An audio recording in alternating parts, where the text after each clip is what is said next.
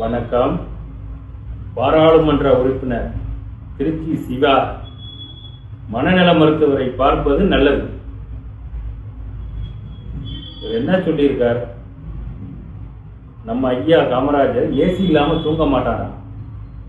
நல்ல வேலையா, வேற எது இல்லாம தூங்க மாட்டாருன்னு சொல்லாம இதை விட ஒரு படி மேல போய் உங்க தலைவர் என்ன சொன்னாரு?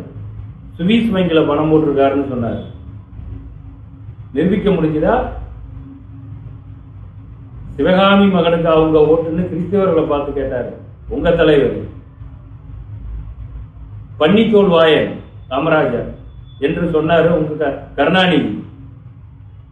இவர்கிட்ட போய் எங்க தலைவர் போய் ஏசி இல்லாம தூங்க மாட்டாருன்னு சொன்னாராமா? ஆறுகிட்ட கதை விடுற?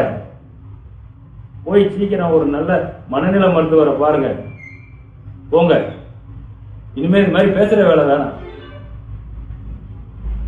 எங்க ஐயா காமராஜரை தோற்கடிக்க தெலுங்கர் அமைப்பு 11 வருஷம் வேலை பார்த்தது. எப்படி தோற்கடிக்கலான்னு அதுக்கெல்லாம் தெரியுமா? அரசியல் ரீதியா காமராஜரை வீழ்த்தினா மட்டும்தான் இங்க திராவிடம் வளரும் என்று கங்கணம் கட்டி கொண்டு அலைஞ்சிருந்தது. 11 வருஷம் வேலை பார்த்தார்கள் இந்த திராவிடர். அன்று வீழ்ந்த தமிழன் இன்று ஏந்திரிக்க வைப்போம்.